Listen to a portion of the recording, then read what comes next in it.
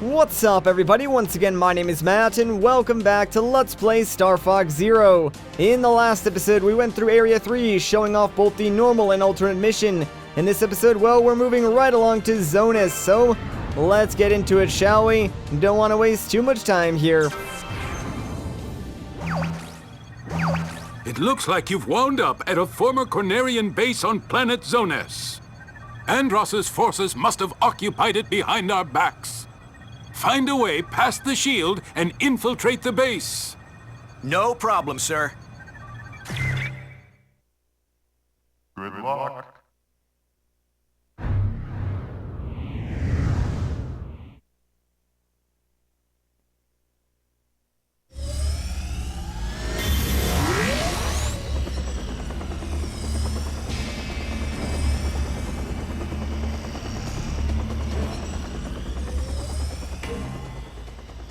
Alright, so here we go. Now, I do want to mention that, if you come directly to this level right after beating Area 3 and you don't back out to the main map or whatever, you will get some more dialogue with Fox and General Pepper. It's basically what General Pepper was saying when we sort of selected this planet from the map menu, but it's slightly different, so you really didn't miss a whole lot by me entering this level from the map. And oh my gosh, Direct Eye, can you please just pull the copter forward a little bit? There we go, buddy.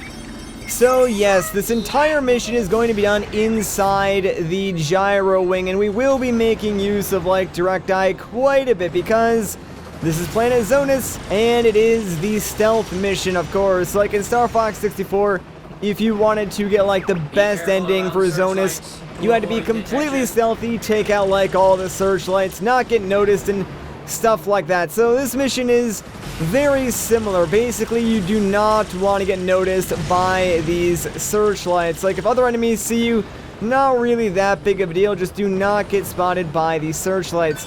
Thankfully, we can actually use Direct Eye to hack certain spotlights and turn them completely off, which is kind of useful, but it's really only required like twice in this entire mission, so not like we're gonna be using it all that much. One other minor change is that the gyro wing, we're now sporting the normal, you know, blue and gray color scheme, which is the Star Fox color scheme, whereas I believe if you came to this mission directly after Area 3, you'd still have the Cornerian army, like, green gyro wing. So, like, a minor change I thought I'd point out. It really doesn't impact, like, anything on the gameplay or, you know, your outcome of the mission or anything like that, so don't even worry about it. Now, speaking of which, Zonus does technically have an alternate mission, but nothing really changes. Like, the only thing that's different is, a certain character that we're going to meet later on doesn't appear, so I'm not actually going to show off that mission because besides that character not appearing, it is exactly the same. Like, getting caught doesn't even impact, you know, how this mission sort of plays out. Like, you can get caught all you want, and no matter what, you'll still at least get the neutral ending for this mission. So, not really that big of a deal if one of the spotlights does see you. However, you know, not getting caught is kind of nice, and you do get a medal at the end of the mission if you don't get caught. Anyways, got ourselves a communique coming in. Please respond. Oh, your music to my ears. I am sick to death of apes and monkeys. I managed to get shut into a shield generator. Mind busting me out, hon? That's right, Cat is returning from Star Fox 64 as well, which is cool because I've always liked Cat's character, like, way more than Crystal. So, that is the character that I was talking about before. Like, if you come to this level using the Androssa Warp from Corneria, the only difference is that Cat will not be here, so yeah, really not worth showing off the same mission twice just without Cat because it literally is exactly the same. Plus, if we do help Cat out now, she will appear and help us out in a mission a little bit later on, so that's pretty nice of her.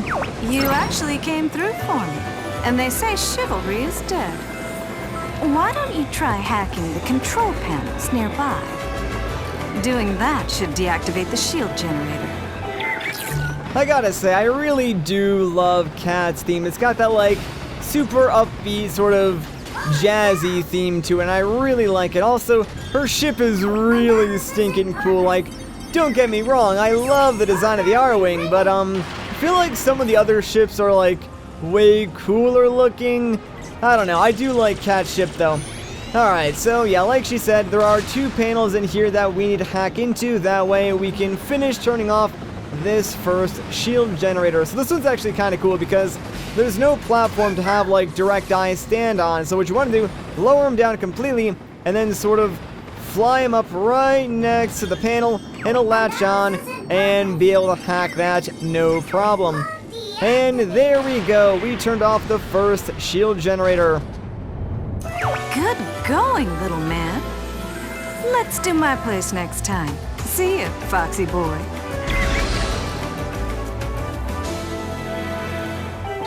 Alright, see you later, Cat. We're not done with her just yet. Like, we'll see her again before this mission is over.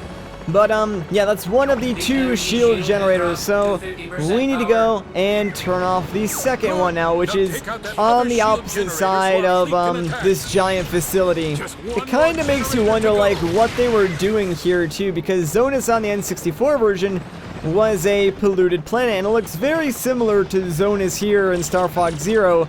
So, what exactly were the Cornerians doing with this base? You kind of want to know. Like, I know this game, canonically, I think, is just a retelling of Star Fox 64. Like, it's not going to have, like, its own place in the Star Fox timeline, if you will. So, just sort of take it as that. I don't know. Alright, I guess I cannot fly over that. Thought I could. Although that wouldn't make much sense, because if I could just fly over the top of it, the fire traps they put there would be entirely pointless. So, duh, use your brain, Matt. Come on.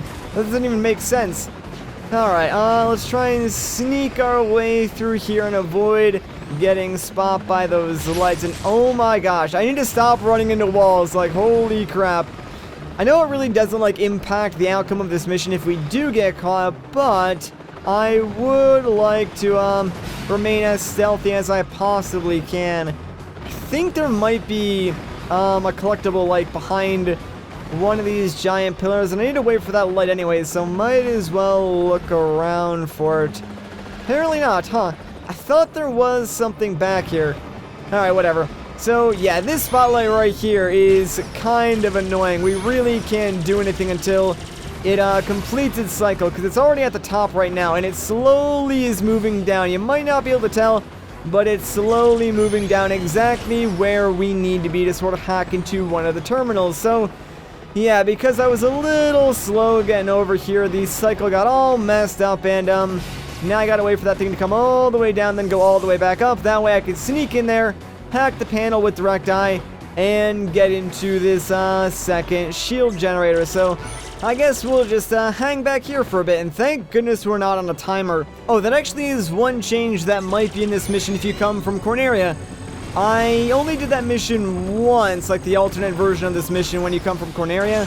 There might have been a time limit. My memory is a little bit fuzzy, but I seem to recall there being some overall timer, and I seem to recall it being like very, very long for this mission too, so probably not exactly all that hard. It might have been something like 10 minutes, which is more than enough time to go through this mission and complete it, especially if you're going like quickly. Like, I'll admit, right now I'm kind of going slower than I normally would and being super cautious just because I don't want to get caught by the spotlights, but yeah, if you're really trying to go quickly, you can just like completely ignore the spotlights and go through this mission, no problem.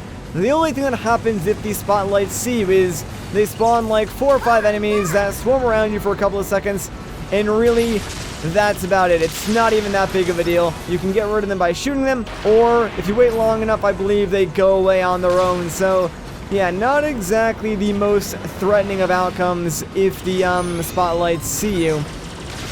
Alright, so, yeah, for this shield generator, we basically need to shoot down 2 targets on the inside using direct eye. So, let's launch them down and shoot this second target. And there we go. Second generator deactivated. The base's self-destruct sequence has been activated. Immediate evacuation is recommended. Looks like it's time to exit, little man. Care to escort me? Of course there's a self-destruct sequence. Well, Cat, you know, I might just take you up on that offer. So, yeah, we have like a minute and 30 seconds to get off the base before it explodes. Trust me, that's more than enough time. I could honestly sit here for like 50 seconds and still probably make it to the extraction point with some time to spare because, well, guess what? Once we leave this section, we're clear of the blast radius. That's right, this mission is done. And we got the nice gold mission accomplished saying because we did not get spotted by one of those lights. You sure know how to entertain a lady. Later, Foxy boy. Not too bad, guys. Not too bad.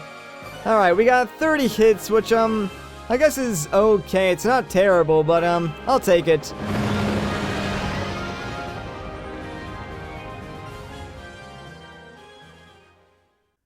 And as I said before, since like the alternate mission of Zonus is just the same exact mission minus Cat appearing and maybe adding a time limit, I'm not gonna bother showing that off because you guys can use your imagination. There's really not all that much different. Like, it doesn't change the outcome. You don't go to a different planet, so I'm not gonna bother showing that. Anyways, that is going to do it for this video, so if you guys enjoyed this part, a like rating would be greatly appreciated. If you want to see more, consider subscribing. But once again, guys, my name is Matt.